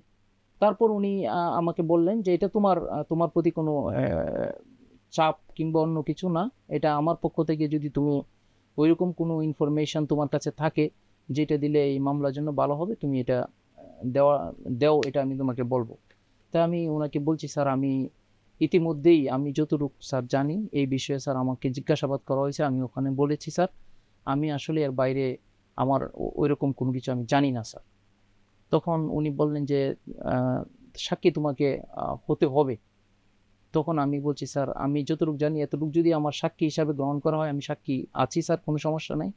আর যদি এর বাইরে কোনো ইনফরমেশন স্যার আমাকে দিতে বলা হয় স্যার আমি খুবই দুঃখিত স্যার, আমি পারবো না স্যার, আমি খুবই দুঃখিত। তখন উনি আমাকে বলে যে ঠিক আছে তোমাকে তাহলে আরেকবার এমআইতে পাঠাবো। এমআই স্যার, এটা হচ্ছে military military intelligence, interrogation. Interrogation. তখন স্যার আমার মাথায় চক্কর দেয়, সত্যিকার অর্থে এমন চক্কর দেয় আমি চোখে অন্ধকার দেখি। কারণ স্যার তখন মিলিটারি ইন্টারোগেশনটা আমরা খুবই ভয় পাইতাম, খুবই মানে টর্চারের ভয় পেতেন আর কি, খুবই যে টর্চার ভয়ের করা হবে। ছিল, খুবই চ্যালেঞ্জিং ছিল স্যার। তে আমার মাথায় চক্কর দেয় এবং আমি চোখে অন্ধকার দেখি। তখন স্যারের অফিসের সোফা ছিল, আমি স্যার কাছে পারমিশন নিই যে স্যার আমি কি একটু বসতে পারি, আমি চোখে দেখতে পাচ্ছি না। তখন উনি আমাকে অনুমতি দেয়, আমি কিছুক্ষণ বসে আমি স্বাভাবিক হয়ে তখন আমি স্যারকে বলি যে স্যার আসলে আমি যতটুক আমার জানা আছে স্যার, আমি এতটুকু স্যার আমি বলেছি স্যার, এর বাইরে স্যার আমি কিছু বলতে পারবো না স্যার, আমি খুবই দুঃখিত স্যার। তখন উনি আমাকে বলেন যে ঠিক আছে তাহলে তুমি এখন যেতে পারো। তখন আমি স্যার আমার রুমে চলে যাই স্যার। রুমে চলে যাওয়ার 1 সপ্তাহ পরে স্যার আমাকে মাইকে ডাকা হয় এবং স্যার আমাকে প্রিজন ভ্যানে উঠিয়ে দেওয়া হয় স্যার। গ্রেফতার করা হয়? জি স্যার। গ্রেফতার করে কোথায় নিয়ে যায়? সিআইডিতে নিয়ে যায় স্যার। আচ্ছা, এমআইতে আর আপনাকে নেয় নাই? না স্যার, আমাকে এমআইতে আর নেয় নাই। সিআইডি থেকে কতদিন ছিলেন সিআইডি? সিআইডিতে স্যার আমি আমাকে যেদিন নিয়ে যাওয়া হয় এর পরের দিন স্যার আদালতে ওঠানো হয়, ওখানে পুলিশের রিমান্ড চাওয়া হয় স্যার, 5 দিনের রিমান্ড মঞ্জুর করা হয়। 5 দিনের জিজ্ঞাসাবাদের পরে স্যার আবার 1 দিনের রিমান্ডে নেওয়া হয় স্যার। তারপর স্যার আমাকে জেলখানায় প্রেরণ করা। এই যে 6 দিন রিমান্ডে ছিলেন, এই সময় কি সিআইডি টর্চার করেছিল আপনাকে? স্যার টর্চার করেছে স্যার, করেছে স্যার। ওরা কি বলতো আপনাকে? ওরা তো স্যার আসলে মানে কি ওরা আপনার কাছে কি জানতে চাইতো? ওদের যে বিষয়টা স্যার, ওরা ওদের জিজ্ঞাসাবাদের যে কৌশলগুলো ছিল স্যার, ওরা কাউকে জিজ্ঞাসা করতো যে তুমি পিলখানায় কি অস্ত্র নিয়েছো, যদি বলতো যে স্যার নিয়েছি, তুই অস্ত্র নিয়েছো কেন, তখন তাকে মারধর করতো। আবার যদি বলতো যে আমি নেই নাই, তখন তাকে বলতো তুই নেস নাই কেন। মানে এরকম একটা পরিস্থিতি। আচ্ছা, মানে অস্ত্র নিলেও টর্চার করতো, না নিলেও টর্চার করতো। তুই নেস নাই কেন, এত অফিসার মারা যাচ্ছে, তুই অস্ত্র নে, তাদেরকে বাঁচাস নাই কেন, তাহলে তুই কি করেছিস, এরকম স্যার। এটা স্যার আসলে স্যার এই 5-6 দিনের বিষয়টা অনেক দুঃখ কষ্টেরই ছিল স্যার। আমি এখানে স্যার বিস্তারিত বলতে চাই না। না, যেহেতু আপনার মামলা চলছে, আমরা মামলা নিয়ে খুব বেশি আলোচনা করতেও পারবো না, এটা সাব জুডিস ম্যাটার। জি স্যার। আপনার বিরুদ্ধে হত্যা মামলায় কি চার্জশিট হয়েছিল? হত্যা জি মামলায়? স্যার, আমার বিরুদ্ধে হত্যা মামলায় চার্জশিট হয়েছিল স্যার। সেই চার্জশিটে কি খালাস পেয়েছেন আপনি? জি স্যার, আমি বেকসুর খালাস পেয়েছি স্যার। তার মানে আপনার বিরুদ্ধে হত্যা মামলা প্রমাণিত হয় নাই? জি না স্যার। আচ্ছা, তো তাহলে আপনার সাজা হয়েছিল কত বছর? আমার স্যার পিলখানায় যে বিশেষ আদালত বসানো হয়েছিল স্যার আমাদের বক্সিবাজারে? জি স্যার। না স্যার, এটা পিলখানার ভেতরে? পিলখানার ভিতরে স্যার। এটা আমাদের বিভাগীয় আইনে যে বিচারটা করা হয়েছিল স্যার, এইখানে আমাকে স্যার 5 বছর সাজা দেওয়া হয়েছিল। ওই আইনটাতে সর্বোচ্চ সাজা 7 বছর স্যার। আপনাকে 5 বছর দেওয়া হয়েছে? জি স্যার, 5 বছর।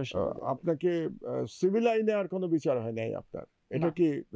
এটা কি সামরিক আইনে বিচার হয়েছিল এই 5 বছর? এটা স্যার বিডিআর আইন আছে স্যার। বিডিআর আইনে বিচার হয়েছিল, বাট সিভিলে আপনাকে আর নিয়ে যায় নাই? সিভিল আইনে আমাকে নিয়ে গিয়েছে স্যার, আমাকে হত্যা মামলা দিয়েছে সিভিল আইনে স্যার। ও, সিভিল আইনে হত্যা মামলা, এবং সেখানে আপনি খালাস, বেকসুর খালাস প্রমাণিত হয়েছে? জি স্যার।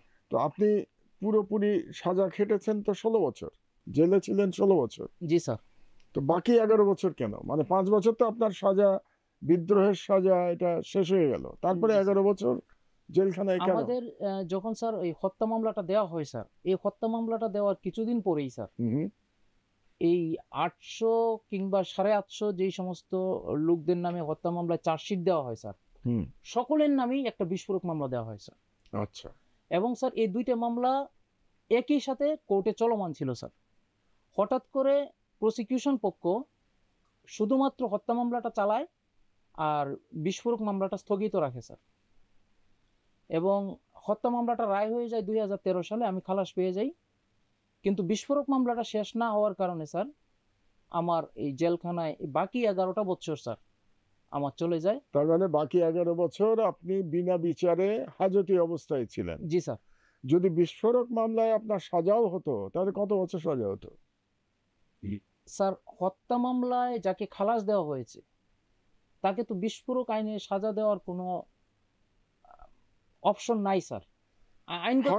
হয়তো নাই, এবং এই কারণেই হয়তো মামলাটা স্থগিত রেখেছিল আগের সরকার স্যার, যাতে করে আপনাদেরকে বিনা বিচারে আটকে রাখা যায়। এই কারণেই হয়তো আপনাদেরকে আটকে রাখা হয়েছিল, এবং বিস্ফোরক মামলা শেষ করা হয় নাই আজ পর্যন্ত। জি স্যার। আর বিস্ফোরক মামলা নিয়ে স্যার ইতিমধ্যেই স্যার আপনি জানতে পেরেছেন স্যার, হাসান নাসির স্যার উনি নিজে আইন উপদেষ্টাকে বলেছে যে এই মামলাটা শুধুমাত্র আহ, এই সৈনিকদেরকে জেলখানার ভিতরে আটকিয়ে রাখার জন্য দেওয়া হয়েছে না, এবং এটা তো উনি প্রমাণই হয়ে যায়, জি কারণ স্যার 11 বছর পার হয়ে গেছে, আপনারা জেলে ছিলেন 11 বছর, অথচ 11 বছরের মধ্যে বিস্ফোরক মামলা শেষ করতে পারে নাই সরকার, না করেই নাই, করে নাই স্যার, স্থগিত রেখে দিয়েছে। করে নাই স্যার। শুধু 25 এবং 26শে ফেব্রুয়ারি যখন স্যার ব্রিফিং করে, প্রসিকিউশনের পক্ষ থেকে ব্রিফিং করা হয় যে এই বছরই মামলাটা নিষ্পত্তি করা হবে। তো এরকম করে কত 16 বছর চলে গেছে, নিষ্পত্তি হয় নাই। জি স্যার। 2009 থেকে হিসাব করলে 16 বছর, জি স্যার। 16 বছর চলে গেছে, এবং নিষ্পত্তি হয় নাই। স্যার আজকে আপনি আমাকে এখানে ডেকেছেন স্যার, আমি খুবই সম্মানিত। আপনার মতো একজন বিজ্ঞ সাংবাদিক, একজন লেখক এবং একজন দেশপ্রেমিকের সামনে বসে কথা বলতে পেরেছি স্যার। ইন্টারভিউটা বড় বসে না, আমি যে আপনার পাশে বসতে পেরেছি এই জন্য আমি নিজেকে সম্মানিত মনে করি। আর আপনার এই প্রোগ্রামের মাধ্যমে স্যার আমি এই বিস্ফোরক মামলাটা সম্পর্কে আমি দেশের যে বর্তমান বিচার ব্যবস্থা আছেন, আইন উপদেষ্টা আছেন এবং প্রধান উপদেষ্টা আছেন, ওনাদের কাছে একটা আবেদন জানাইতে চাই স্যার। এই বিস্ফোরক মামলাটা দিয়ে স্যার আমাদের পরিবারগুলোকে ধ্বংস করে দেওয়া হয়েছে স্যার। আমার যেরকম 5 বছর জেল হয়েছিল, আর একজনের 7 বছর জেল হয়েছিল, আমরা যারা খালাস পেয়েছিলাম স্যার, অন্তত আমরা যদি এই বিস্ফোরক মামলাটাই যদি শেষও করে দিত স্যার, আমরা বের হইতে পারতাম, আমরা স্বাভাবিক জীবনযাপন করতে পারতাম, আমাদের ছেলে মেয়েদেরকে লেখাপড়া করাইতে পারতাম এবং আমরা নিজেরাও স্যার সমাজে একটা ভালো অবস্থান নিতে পারতাম এবং স্যার এই দেশ এবং দেশের প্রয়োজনে স্যার আমরা কাজ করতে পারতাম। কিন্তু স্যার এই বিস্ফোরক মামলাটা দিয়ে স্যার এই মাসে একটা করে কোর্ট নিয়ে স্যার 1286 জন সাক্ষী এই বিস্ফোরক মামলায়, মানে হত্যা মামলায় যতজন সাক্ষী, বিস্ফোরক মামলা একই সাক্ষী স্যার। এই সাক্ষীগুলো স্যার মাত্র 285 জন, আমরা সর্বশেষ কোর্টের মাধ্যমে যেটা জানতে পেরেছি 285 অথবা 86 শেষ হয়েছে। এই পরিমাণ শেষ হয়েছে স্যার। এই মামলাটা যদি এইভাবে চলমান থাকে স্যার, তাহলে একদিক দিয়ে শহীদ পরিবার স্যার, যারা বিচার প্রত্যাশী স্যার, এই মামলার জন্য বিচার চাচ্ছে স্যার, বিস্ফোরক মামলা শেষ না হওয়ার কারণে এই বিচারটাও ডিলে হবে স্যার। আর একটা বিষয় হবে স্যার, আমরা যারা এই বিস্ফোরক মামলাটায় আটকে আছি স্যার, এখনো আমাদের মামলাটা চলমান, এই মামলাটার গানি আমাদের কতদিন টানতে হবে স্যার? আমাদের এই ঢাকায় আসা, কোর্টে হাজিরা দেওয়া, খরচ, এবং স্যার আমি দেখেন স্যার এখন আমি একটা ভালো প্রফেশনে যাইতে পারতেছি না স্যার, যেহেতু যেহেতু আপনার আমার মামলা। মামলাটা আছে স্যার। আমি একটা ভালো বিজনেস রান করতে পারতেছি না স্যার, কারণ আমার মামলাটা আছে, আমার সাথে কে বিজনেস করবে স্যার? আপনার সাথে একমত আমি। তো এখন জি স্যার। আমি একটু অন্য প্রসঙ্গে স্যার আমি যাই। একটু যদি শেষ করতে দেন স্যার। জি। আমি প্রধান উপদেষ্টা এবং আইন উপদেষ্টা স্যারের কাছে আমি জেলখানায় থাকা অবস্থায় প্রতিনিধি পাঠিয়েছিলাম স্যার, এই বিস্ফোরক মামলা নিয়ে ওনার সাথে আলোচনা হয়েছিল। উনি খুবই আহ, আপ্যায়ন করেছিলেন আমাদের প্রতিনিধিকে এবং উনি নিজেই এই বিষয়ে অনেক দুঃখ প্রকাশ করেছিলেন এবং উনি এটা কিভাবে শেষ করা যায় এই জন্য একজন বিশেষজ্ঞ আইনজীবীর কাছে পাঠিয়েছিলেন, ওনার স্বাধীন মালিক ওনার কাছে পাঠিয়েছিলেন।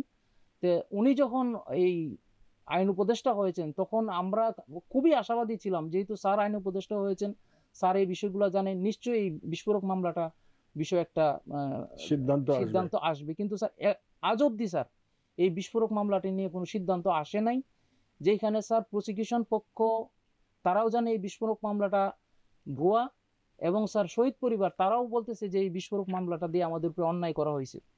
সুতরাং স্যার ওনাদের কাছে আকুল আবেদন থাকবে আমাদের প্রতি, যেন এই বিস্ফোরক মামলাটা দিয়ে আর আমাদের কষ্টকে বাড়িয়ে দেওয়া না হয়, আমাদের প্রতি জুলুম করা না হয়। এই বিস্ফোরক মামলাটা একটা স্থায়ী নিষ্পত্তির দিকে যাক, আমরা যাতে স্বাভাবিক জীবনযাপন করতে পারি স্যার। মানে যে অপরাধী তার বিচার হয়ে যাক, তার সাজা হোক, যারা নিরপরাধ তারা ছাড়া পেয়ে যাক, এটাই তো বলতে চাচ্ছেন জি আপনি, স্যার। তাই না? জি স্যার। আচ্ছা, এখন আমি একটু অন্য প্রসঙ্গে যাই। যে আমরা আমাদের অনুসন্ধানে যেগুলো জানতে পারছি, যে এই যে বিডিআর ম্যাসাকার যেটা হলো, তার আগ থেকে, মানে 2008 সালের নির্বাচনের আগ থেকেই আপনাদেরই একটা গ্রুপ, আপনাদের সিপাহী কিংবা অন্যান্য যারা আপনারা ডিএডি বলেন বা এডি বলেন যারা, তাদের মধ্যে একটা গ্রুপ আওয়ামী লীগের নেতাদের সাথে আলাপ আলোচনা করছিল। এটা কি আপনারা জানতেন? জি না স্যার, এটা আমরা জানতাম না, কিন্তু পরবর্তীতে ঘটনা ঘটার পরবর্তীতে স্যার বিভিন্ন অনুসন্ধানী প্রতিবেদন এবং স্যার নিউজের মাধ্যমে বিষয়টা জানতে পারছি যে না, এরকম একটা কমিউনিকেশন আগে থেকে ছিল স্যার। আচ্ছা, এই যে তারা কমিউনিকেশন করছিল তাপসের সাথে, শেখ সেলিমের সাথে, মির্জা আজমের সাথে, সেই সময় তো একটা অফিসারদের বিরুদ্ধে এক ধরনের লিফলেট নাকি ছাড়া হচ্ছিল, এগুলো কি আপনারা জানতেন ওই সময় যে স্যার এরকম কোনো লিফলেট আমি আছে? যতটুকু জানি একজন রাইফেলস পুলিশের সদস্য হিসাবে 21 তারিখে একটা লিফলেট পাওয়া গিয়েছিল এবং এই লিফলেটটা স্যার যথাযথ কর্তৃপক্ষের কাছে জমা দেওয়া হয়েছিল এবং এই লিফলেটের বিষয়ে পরবর্তীতে ওনারা কি প্রিপারেশন নিয়েছে কিংবা কি করেছে এটা আমার জানা নাই স্যার। কিন্তু কিন্তু লিফলেটের আমি ব্যাপারটা শুনেছি স্যার। জানতেন জি আপনারা স্যার। এবং এটা দেওয়া হয়েছিল ঊর্ধ্বতন কর্তৃপক্ষের কাছে এই লিফলেট দেওয়া জি হয়েছিল। স্যার, একটা লিফলেটের কথা আমি সুতরাং শুনেছি। তাদের জানার কথা যে এই ধরনের একটা লিফলেট আছে, একটা ষড়যন্ত্র আছে এবং এটার জন্য যথোপযুক্ত ব্যবস্থা গ্রহণ করা প্রয়োজন ছিল। আপনি একজন সৈনিক হিসেবে কি মনে করেন? নিশ্চয়ই স্যার, নিশ্চয়ই স্যার। যখন একটা সমস্যা তৈরি হবে, এটা এটা এই সমস্যাটা সমাধানের জন্য যদি কর্তৃপক্ষ আগে থেকে জানতে পারে, নিশ্চয়ই কর্তৃপক্ষ সর্বোচ্চ সতর্কতার সহিত এই বিষয়টা হ্যান্ডেল করা উচিত ছিল স্যার। এবং এই লিফলেট যে চলছিল এটা তো বেআইনি কার্যকলাপ, তাই না? আপনারা বিডিআর থেকে কিংবা সেনাবাহিনীতে থেকে তো এই ধরনের লিফলেট আপনারা দিতে পারেন এটা না, কোনো সুযোগ নাই স্যার, কোনো সুযোগ এটা নাই। কোনো সুযোগ নাই স্যার। তারপরে আওয়ামী লীগের নেতাদের এটা কোনো সাথে সুযোগ যে নেই। কিছু সংখ্যক লোক আপনাদের মধ্যে থেকে যোগাযোগ করছিল, এটাও তো বেআইনি, তাই না? এটাও স্যার বেআইনি এটাও স্যার। সম্পূর্ণ এটাও বেআইনি। এটাও এটাও বেআইনি স্যার। এটাও তো তাহলে এটা স্যার আইন অনুযায়ী সাজা হওয়ার কথা, মানে যাদের সাথে যোগাযোগ করছিল তাদেরও সাজা হওয়ার কথা এবং যারা করছিল যোগাযোগ তাদেরও সাজা হওয়ার কথা। স্যার এটা আমি যাদের সাথে যোগাযোগ করছিল তাদের বিষয়টা আমি যেহেতু এই আইনটা আমি জানি না স্যার, কিন্তু যদি কোনো সৈনিক তার ঊর্ধ্বতন কর্মকর্তার আদেশ ব্যতি রেখে ওনার নলেজে কিছু না দিয়ে নিজের ইচ্ছামতো কোনো সিভিল প্রশাসন, কোনো রাজনীতিবিদ, কোনো ব্যবসায়ী কারোর সাথে কোনো প্রকার যোগাযোগ রক্ষা করে এবং পিলখানা কিংবা বিডিআরের স্বার্থকে লঙ্ঘন করে, তাহলে নিশ্চয়ই সে পানিশমেন্টের সর্বোচ্চ দাবিদার স্যার। ওকে, আর একটা ব্যক্তিগত প্রশ্ন করি এখন আপনার, যে এই যে 17 বছর আপনি বা 16 বছর জেলে থাকলেন, আপনার পরিবার চললো কি করে? স্যার 17 বছর স্যার সময়টা যে কতটুকু স্যার এটা এটা অন্য। কিছুটা আমি জানি, কারণ আমি 5 বছর জেলে ছিলাম। জি স্যার। কাজে 5 বছর সময় কতটা এটা তো আমি জানি। জি স্যার। কাজে সেখান থেকে আমি আন্দাজ করতে পারি যে আপনাদের 16 বছর কত দীর্ঘ জি সময়। স্যার। তো এই সময় আপনার পরিবার কিভাবে আমার চললো? পরিবার স্যার আমার তখনকার সময় স্যার আমার জিপি, যেটা জিপি ফান্ড বলে স্যার, ওখানে আমার প্রায় 3,44,000 টাকা ছিল স্যার। ওই টাকাটা আমি উত্তোলন করতে পেরেছিলাম স্যার। এই টাকাটা আমি আমার ছোট ভাইয়ের হাতে দিয়েছিলাম, যেহেতু আমাদের ভাইদের মধ্যে বন্ডিংটা অনেক ভালো স্যার। আমি জানি আমার আলহামদুলিল্লাহ। আমার স্ত্রী সন্তানকে কখনোই আমার ভাইয়েরা অসম্মান করবে না। তাই আমার ভাইয়ের হাতে তুলে দিয়ে আমি কিছু বলিও নাই যে এই টাকা দেশে কি করবে কিংবা কি করবে না। আমার ছোট ভাই যথারীতি আমার স্ত্রীকে আহ, আমাদের বাসাতে ওনার ভরণ পোষণ, খাবার দাবার, ছেলে মেয়ের স্কুলের খরচ সব কিছু ওনারা দিয়েছে। পাশাপাশি আমার শ্বশুর বাড়ি থেকে স্যার যথেষ্ট সহায়তা করছে স্যার। আমি আজকে আপনার এই অনুষ্ঠানের মাধ্যমে স্যার আমি 3জন ব্যক্তির নাম বলতে চাই বলেন। যারা আমার এই পরিবারকে সহায়তা করার ক্ষেত্রে সর্বোচ্চ সহায়তা করছে স্যার। এটা হয়েছে স্যার আমার ছোট ভাই হারুনুর রশিদ। কি করে হারুনুর রশিদ? সে একজন ডেন্টিস্ট স্যার, সে আচ্ছা, ডিপ্লোমা ডেন্টিস্ট। ডেন্টিস্ট মাশাআল্লাহ। এবং তার ছেলে স্যার ডিপ্লোমা করতেছে। তার ছেলের নাম হচ্ছে তানবীর। সে আমাদের বংশের প্রথম ভাতিজা। সে আমার নিজের সন্তানের মতো। সে স্যার গত 4-5 বছর যাবত আমার পরিবারকে এবং আমাকে অর্থনৈতিকভাবে সাপোর্ট দিয়েছে, কারণ তার আব্বা যে প্র্যাকটিস করে পাশাপাশি সেও তার আব্বার সাথে স্যার কাজ করে স্যার। আর দ্বিতীয় ব্যক্তিকে? আর দ্বিতীয় ব্যক্তি হয়েছে স্যার আমার শ্যালক, সে পুলিশের কনস্টেবল স্যার। আচ্ছা। এখন স্যার মিরপুরে আছে স্যার। ওনার বাসাতেই আমি এসে উঠছি স্যার আজকে। তে আমার এই শালাটা স্যার আমার পরিবারকে যথেষ্ট সহায়তা করছে স্যার, ঈদের সময় হোক, অন্যান্য অকেশনে হোক। এবং আমার মেয়েটা স্যার লেখাপড়া কমপ্লিট করেছে আমার শালার বাসায় থেকে। আমি কত বড় হয়েছে আপনার মেয়ে এখন? আমার মেয়েটা তাহলে স্যার 19-20 বছর বয়স নাকি? ইন্টারমিডিয়েট পাশ করেছে স্যার। কি পড়ছে এখন? 24 সালে স্যার, এখন বিশ্ববিদ্যালয়ে পরীক্ষা দিচ্ছে স্যার। আচ্ছা, মাশাআল্লাহ। ভর্তির জন্য। দোয়া করি যাতে ভর্তি হয়ে যায় ইনশাআল্লাহ স্যার। ইনশাআল্লাহ। আর স্যার আমার ছেলেটা ক্লাস 10-এ পড়ে স্যার। আচ্ছা, মাশাআল্লাহ। তো এই 2জন ব্যক্তি, আমার ছোট ভাই, আমার শালা, পাশাপাশি আমার ভাতিজা আছে। আর একজন ব্যবসায়ীর কথা আমি বলবো স্যার, ওনার কথা আমার বলতেই হবে। উনি আপন জুয়েলার্সের মালিক। ওনার নাম দিলদার আহমেদ সেলিম। ওনারা 3 ভাই জেলখানায় ছিলেন। তখন যেহেতু স্যার আপনি জেলখানায় ছিলেন, আপনি সব কিছুই জানেন, আমি জেলখানার চিফ রাইটার ছিলাম। তখন একজন ব্যবসায়ী ব্যক্তি হিসাবে ওনাদেরকে যতটুকু সহযোগিতা করার, সম্মান করার, এই বিষয়টা আমি ওখানে ওনাদেরকে দেখছিলাম। যেহেতু আমি একটা দায়িত্বে ছিলাম, 10,000 বন্দির প্রধান হিসাবে ছিলাম। তো আমি যখন এই কোনো বিপদ আপদে পড়েছি কিংবা আমার অর্থনৈতিক ক্রাইসিস গিয়েছে, তো সাহায্য করেছেন উনি আমাকে আপনাকে। সেলিম ভাই এবং ওনার যে আরেকজন ভাই আছে গুলজার আহমেদ ভাই, ওনারা আমাকে সহায়তা করেছে এবং ভবিষ্যতেও করবে বলে আমি আশা করি স্যার।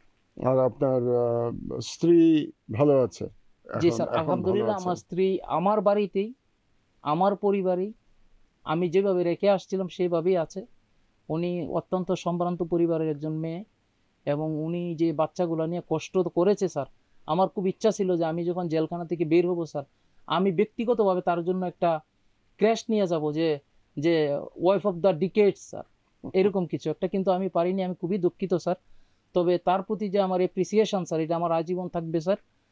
এবং স্যার আমি যদি কোনো সময় স্যার আমি অর্থনৈতিকভাবে একজন কিছুটা স্টেবল হইতে পারি স্যার, আমি তাকে একজন অ্যাসিস্ট্যান্ট রেখে দিব, জানি সবসময় তার পাশে থাকে স্যার। আচ্ছা, ইনশাআল্লাহ দোয়া করি আপনি সাকসেসফুল হন, আপনার স্ত্রীর প্রতি এবং সন্তানের প্রতি দায়িত্ব পালন করেন। এবার একটু অন্য প্রশ্ন আমি করতে চাই।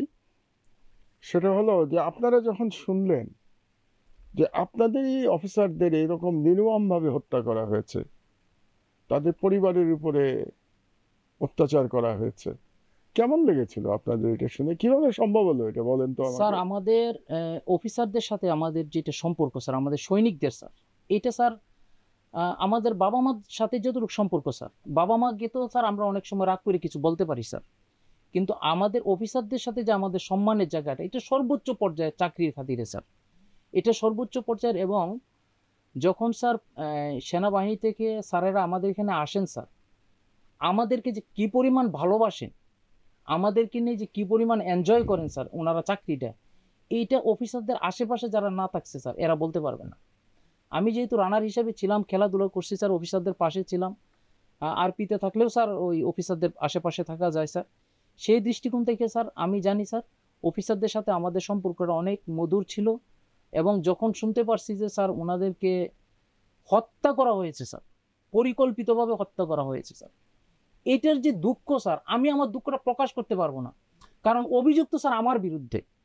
আমি যে দুঃখটা পেয়েছি স্যার, এটা আমি কিভাবে প্রকাশ করব?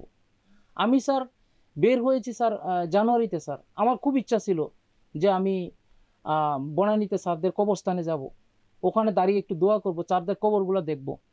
কিন্তু আমি আমি কিভাবে যাব স্যার বলেন স্যার? আমি তো এই মামলার একজন আসামি, আমার মনে যতই ইচ্ছা থাকে, কেউ না কেউ একটা কথা বললে তো এটা স্যার, কিভাবে সম্ভব হলো এটা বলেন তো ফারুক? এটা স্যার এটা আমি কিভাবে আমি সম্ভব হলো?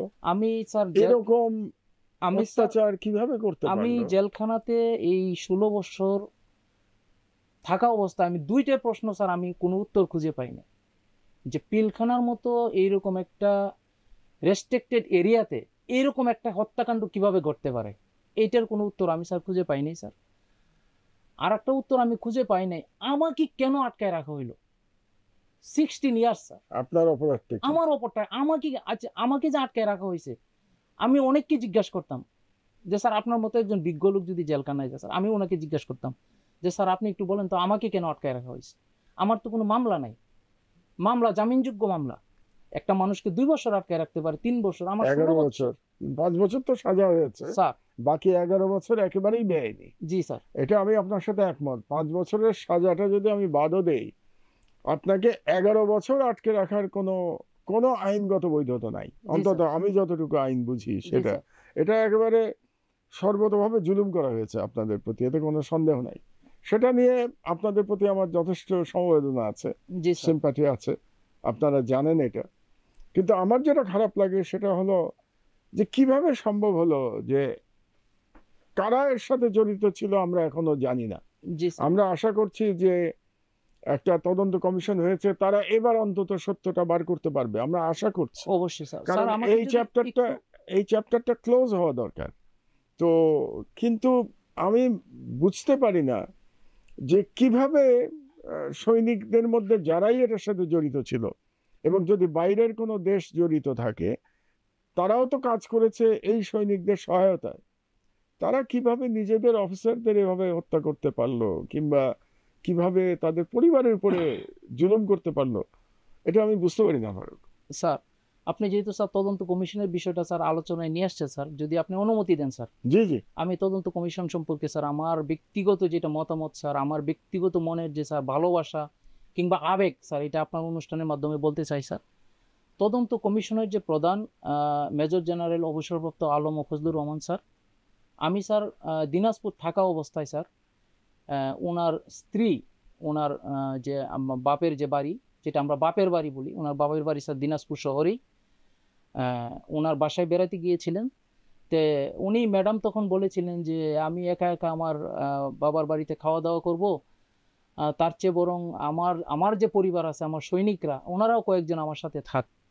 তখন স্যার আমার ইউনিট থেকে স্যার স্মার্ট সৈনিক হিসাবে স্যার 3জন সৈনিককে নির্বাচন করে, এর মধ্যে আমি একজন স্যার। আচ্ছা। আমি ওনাদের বাসায় স্যার ম্যাডামের নিরাপত্তার জন্য, পাশাপাশি স্যার ম্যাডাম আমাদেরকে নিয়ে স্যার ওনাদের বাপের বাসায় যে খাওয়া দাওয়া হবে, এই সমস্ত বিষয়গুলো স্যার পার্টিসিপেট করার জন্য আমি সহ 3জন যাই স্যার। ওখানে স্যার আমি খুব কাছ থেকে ম্যাডামকে দেখেছি, স্যারদের পরিবারকে দেখেছি স্যার। আমাদেরকে আমাদের সৈনিকের যে ইস্যুকৃত খাবার স্যার, এই খাবারটাই তো স্যার আমরা খেতে পারি না স্যার। এই খাবারটা আমাদের ইউনিট থেকে প্রোভাইড করা হয়তো, পাশাপাশি ম্যাডাম প্রত্যেক মিলে উনি যা খেতেন আমাদেরকে নিয়ে খেতেন। এরকম একজন স্ত্রীর হাজব্যান্ড হয়েছেন আলম ফজলুর রহমান স্যার। উনি স্যার চাকরিতে থাকা অবস্থায় সিলেটের পদুয়াতে স্যার, বাংলাদেশের একটা অঞ্চল যেটা স্যার স্বাধীনতার পর থেকে স্যার এটা দখল করা অবস্থায় ছিল স্যার। এই জায়গাটা স্যার উনি 1 রাউন্ড গুলি খরচ করা ব্যতীত ওনার রণকৌশল দিয়ে, বুদ্ধিমত্তা দিয়ে, সাহস দিয়ে উনি এই জায়গাটাকে স্যার শত্রুমুক্ত করেছেন স্যার। পাশাপাশি স্যার উনি রৌমারিতে স্যার আমাদের একটা ক্যাম্পের উপরে অ্যাটাক হয়েছিল স্যার। উনি ওনার রণকৌশল, ওনার বুদ্ধিমত্তা, ওনার সাহস, ওনার প্রজ্ঞা দিয়ে উনি সেই যুদ্ধেও জয়লাভ করেছি।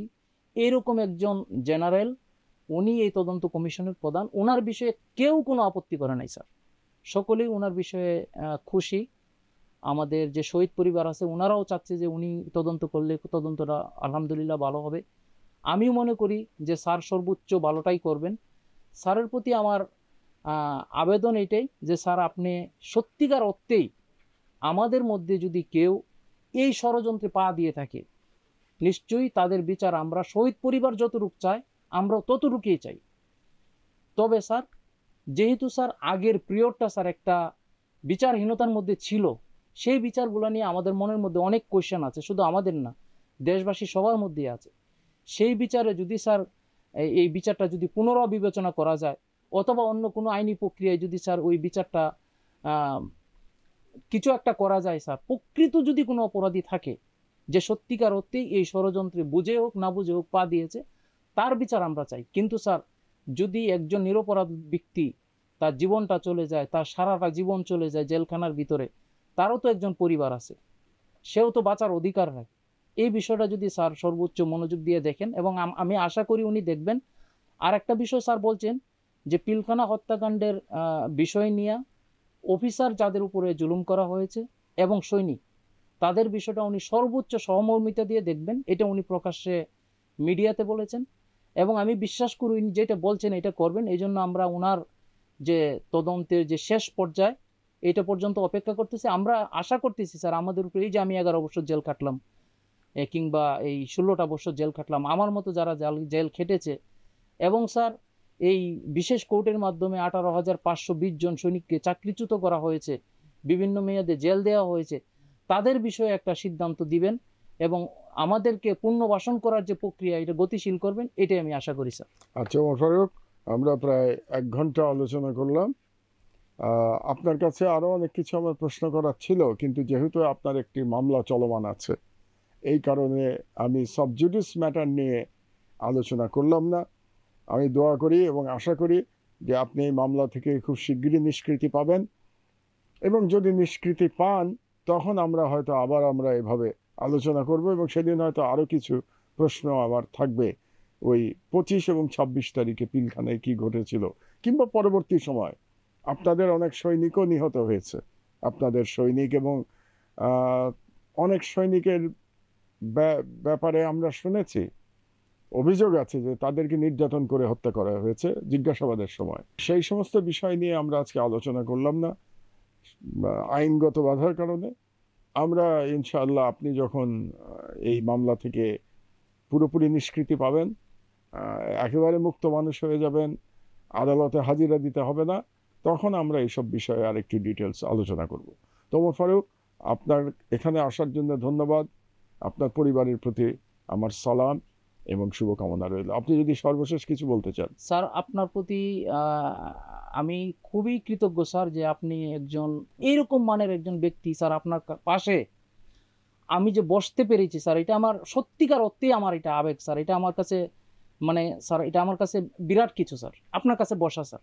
এটা আমার সম্মানের জায়গা থেকে স্যার। আর সর্বশেষ আমি যেই কথাটা স্যার বলতে চাই, এই 5ই আগস্ট এবং এই জুলাই বিপ্লবে যারা শহীদ হয়েছে স্যার, জি, এবং যারা আহত আছে তাদের প্রতি কৃতজ্ঞ। আমি বিশেষভাবে কৃতজ্ঞ স্যার আমাদের মামলা নিয়ে যারা স্যার এখন পর্যন্ত কথা বলছে সত্যের পক্ষে, বিশেষ করে ইলিয়াস হোসেন ভাই, প্রবাসী সাংবাদিক, ডক্টর কনক সারওয়ার, ওনার সাথে আমার স্যার জেলখানায় কথা হয়েছিল স্যার, এবং স্যার পিনাকি ভট্টাচার্য, ওনারা 3জন আমাদের মামলার বিষয় নিয়ে স্যার অনেক কথাবার্তা বলেছেন স্যার।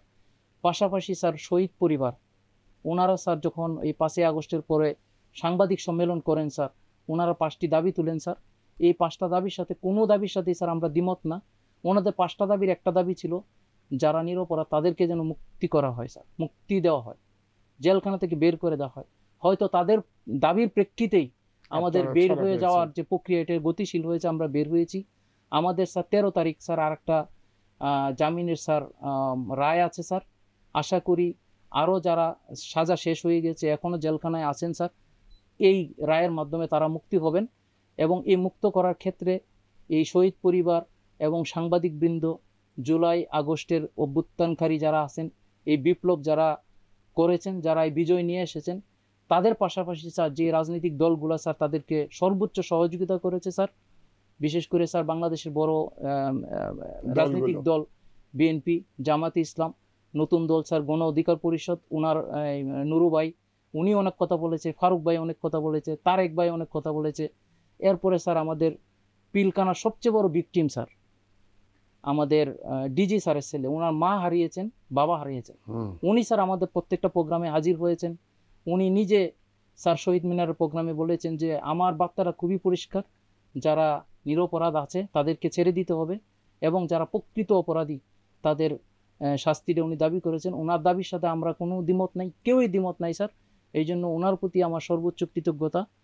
পাশাপাশি সাকিব রহমান, এরপরে আমাদের হাসান নাসির স্যার, এরপরে আরেকজন স্যার আছেন, আমি এখন নামটা ভুলে গেছি স্যার, যিনি আয়নাঘর আবিষ্কার করেছিলেন, যে স্যারের নামটা আমি ভুলে গেছি, major lieutenant colonel Hasinur sir, ওনার প্রতি স্যার কৃতজ্ঞ।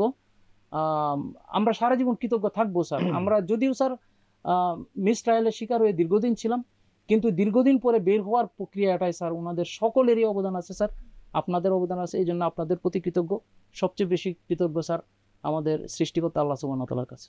ধন্যবাদ ফারুক, ইনশাআল্লাহ আবার আমাদের দেখা হবে। স্যার আপনাকে ধন্যবাদ, আমার দেশকে ধন্যবাদ স্যার। সুপ্রিয় দর্শক, এতক্ষণ আপনারা সিপাহী ওমর ফারুকের কাছ থেকে 25 এবং 26 তারিখের হত্যাকাণ্ড সম্পর্কে কিছু শুনলেন। 2009 সালের এবং তার জীবনের যে 16টি বছর জেলখানায় কাটিয়েছেন তিনি কত কষ্টে, সেটা শুনলেন। তার পরিবার কত সংগ্রাম করেছে সেটাও শুনলেন।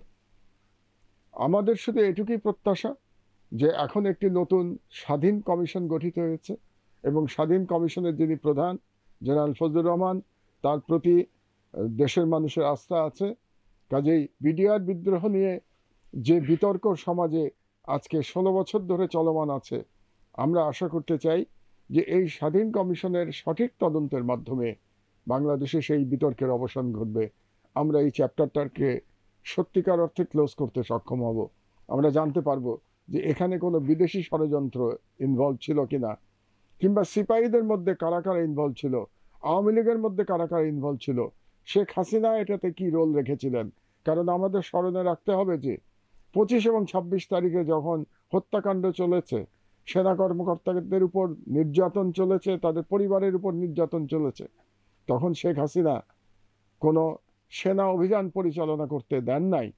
অনেকেই মনে করেন যে এই সেনা অভিযানটি যদি 25 তারিখ সকালের দিকে পরিচালনা করা যেত, তাহলে এই নারকীয় হত্যাযজ্ঞ এবং অত্যাচার সম্ভব হতো না, আমাদের সেনাবাহিনী, আমাদের বিডিআরও ধ্বংসপ্রাপ্ত হতো না। কাজে এই পুরো ঘটনার পিছনে শেখ হাসিনার জড়িত থাকার সম্ভাবনা অত্যন্ত প্রবল। তো এই দিকটি এই স্বাধীন কমিশন দেখবে বলে আমরা আশা করি।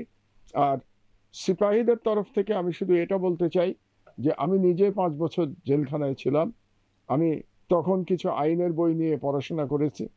কাজেই আমি যেটা বুঝি যে তাদেরকে যে 11 বছর ধরে বিনা বিচারে আটক রাখা হয়েছিল এটা সম্পূর্ণভাবে বেআইনি। শুধুমাত্র এটা মানবাধিকারের লঙ্ঘন নয়, এটা বাংলাদেশের কনস্টিটিউশনের বিরোধী। তো বর্তমানে একটি তত্ত্বাবধায়ক সরকার বা অন্তর্বর্তীকালীন সরকার প্রফেসর ইউনূসের অধীনে দেশ পরিচালনা করছেন। আমরা জানি যে তাদের সদিচ্ছা রয়েছে। আইনমন্ত্রী আসিফ নজরুল সাহেব আইনের অধ্যাপক, কাজে আমি মনে করব যে তিনি এই ব্যাপারটি বিশেষভাবে দেখবেন, যাতে করে এই যে 11 বছর এক বিস্ফোরক আইনের বিস্ফোরক মামলায় তারা যে জেল খাটলো একেবারে বেআইনিভাবে হাজতি হিসাবে, এটা খুবই অন্যায় এবং তাদের প্রতি এটা প্রচণ্ডভাবে জুলুম করা হয়েছে। এই জুলুমের অবসান দরকার। কাজে আমি মনে করি যাদের সাজা শেষ হয়ে গেছে তাদের অতি দ্রুত জামিন মঞ্জুর করা উচিত। কিন্তু তার সাথে আমি এটাও বলতে চাই, যে সমস্ত সৈনিকেরা এই হত্যাকাণ্ডে জড়িত ছিলেন তাদের অবশ্যই সর্বোচ্চ সাজা হতে হবে। কারণ তারা শুধু হত্যাকাণ্ডই চালান নাই এবং সেনাবাহিনীর পরিবারের উপরে জুলুমই চালান নাই, তারা প্রকৃতপক্ষে বাংলাদেশের বিডিআরকে ধ্বংস করেছেন, সেনাবাহিনী ধ্বংস করেছেন এবং বাংলাদেশের নিরাপত্তা ব্যবস্থাকে ধ্বংস করেছেন। সুতরাং তারা সম্পূর্ণভাবে অপরাধী এবং রাষ্ট্রদ্রোহী। কাজে তাদের বিচার হতেই হবে, কিন্তু কোনো নিরপরাধ যেন অবিচারের শিকার না হয়, এটাই আমাদের প্রত্যাশা। তো কাজেই আমি দর্শকদের প্রতি আবেদন রাখব যে আপনারা আমার দেশের সঙ্গে থাকুন এবং আমরা ইনশাআল্লাহ এই ধরনের আলাপচারিতা সৈনিকদের সাথে এবং সেনা অফিসারদের সাথে আমরা অব্যাহত রাখব, যাতে করে বাংলাদেশের জনগণ এই বিডিআর বিদ্রোহের পুরো বিষয়টা সম্পর্কে একটা পরিষ্কার ধারণা পেতে পারেন। আপনাদেরকে অসংখ্য ধন্যবাদ, সালাম জানাচ্ছি। আবারও রমজানুল মোবারক জানিয়ে আজকের অনুষ্ঠান শেষ করছি। আল্লাহ হাফেজ।